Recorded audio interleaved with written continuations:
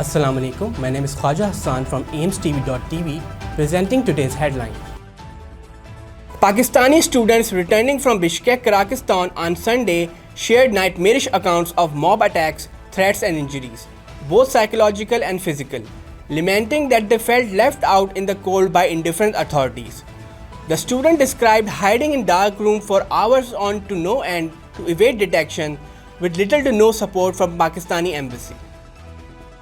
Intermediate exam postponed in Sindh amid heatwave fears. CM spokesperson confirmed that exams originally scheduled for May 22 will now commence on May 27th. Iranian President Ebrahimraisi killed in helicopter crash. Iranian President Ibrahim Raisi, long seen as potential successor to Supreme Leader Ayatollah Ali Khomeini, was killed in a helicopter crash in mountainous terrain near Azerbaijan border. IMF asked Pakistan to impose tax on monthly pensioners. The move is expected to get necessary legislative support aimed at taxing wealthy pensioners. Pakistan remains committed to IMF loans program with no plans of its replacement. Temperature to soar up to 46 degrees in several areas of Karachi.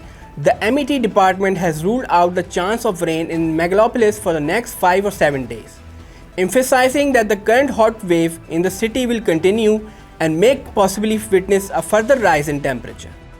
That's it for today's headlines. For more news, keep watching AimsTV.tv or visit our website AimsTV.tv.